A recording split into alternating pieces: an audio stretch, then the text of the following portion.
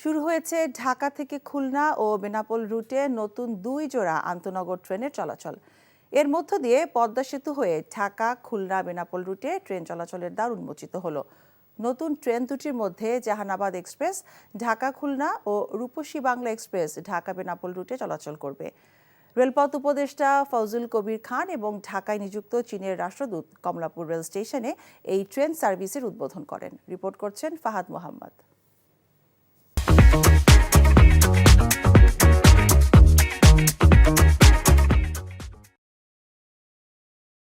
সড়ক পথের পাশাপাশি রেলযোগেও যাওয়া আসার নতুন দিগন্তের উন্মোচন।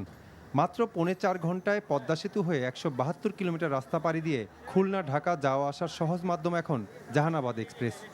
মঙ্গলবার সকাল 6টায় খুলনা রেল স্টেশন থেকে 553 জন যাত্রী নিয়ে ঢাকার উদ্দেশ্যে যাত্রা করে 9:45টায় কমলাপুর পৌঁছায় জাহানাবাদ এক্সপ্রেস, যার উদ্বোধন করেন বাংলাদেশ রেলওয়ের মহাপরিচালক। খুলনা থেকে এত সহজে ভোগান্তিবিহীন যাত্রায় খুশি যাত্রীরা। এই সাইডের লোক ট্রেন চিনছে যে কিভাবে ট্রেনে ঢাকায় আসা যায়। অনেকদিন থেকে আমাদের ইচ্ছা আমরা ট্রেনে আসবো, প্রথম ট্রেনে উঠবো, সেই আশা আমাদের পূরণ হয়েছে। আমার হাজবেন্ডের গাড়ি আছে, ও নিয়ে আসতে চাইছে, আমি না, আজকে প্রথম দিন আমি ট্রেনেই আসবো। অনেক সময় লাগতো ট্রেনে যেতে, তখন তো একটু কষ্ট হতো।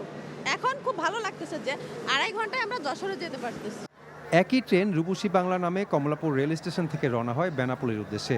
নতুন এই ট্রেন সার্ভিসের উদ্বোধন করেন রেলপথ উপদেষ্টা ফজলুল কবির খান। রেল খাতে সাশ্রয়ী ব্যয় নিয়ে ভাবতে হবে উল্লেখ করে তিনি বলেন, তা না হলে রেলের যা প্রত্যাশা তা পূরণ হবে না।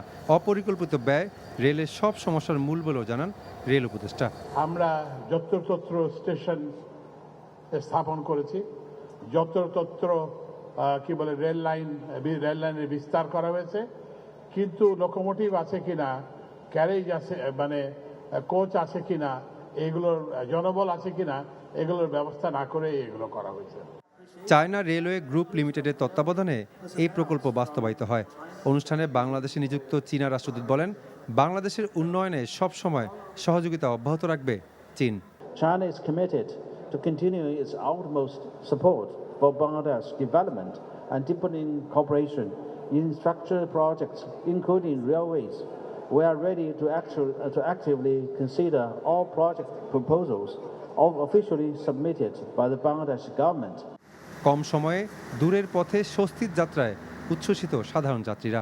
রূপসী বাংলা এক্সপ্রেস ভাঙ্গা, নড়াইল, যশোর স্টেশন হয়ে বেনাপোল যাওয়া আসা করবে। পদ্মা সেতুর উপর দিয়ে যে 3 ঘন্টায় ঢাকা থেকে খুলনা যাওয়াটা, এটা একটা অবিস্মরণীয় একটা ঘটনা। কোনো ছুটি পেলে বা কোনো বন্ধ পেলে দেখা যাচ্ছে আমরা আর কোনো রিলেটিভের বাসায় আমাদের যাওয়া লাগছে না ঢাকার মধ্যে, আমরা ওই 2 ঘন্টার মধ্যে বাড়িতেই চলে যেতে পারছি। ঢাকা থেকে যশোর অলমোস্ট 3 ঘন্টায় যাওয়া যাবে, এটা একটা স্বপ্নের ব্যাপার আর কি। ট্রেন দুটি সাপ্তাহিক বন্ধের দিন সোমবার এবং আসন সংখ্যা 768টি। Fahad Mohammad, NTV news, Dhaka. চাকরি পেয়ে গেছি। চাকরি? আপনার কি কোনো কমন সেন্স নেই? আপনি একটা মানুষের বাসায় ঢুকে পড়ছেন কিভাবে? বাসায় প্রবেশের কি নিষেধ আছে নাকি? এই অসময়ে ছাদে আসার কারণ কি? নতুন করে কারো প্রেমে পড়লেন নাকি? আমি আকাশ দেখছিলাম, আকাশ দেখতে দেখতে হারিয়ে গেলাম, হঠাৎ করে আপনি আসলেন।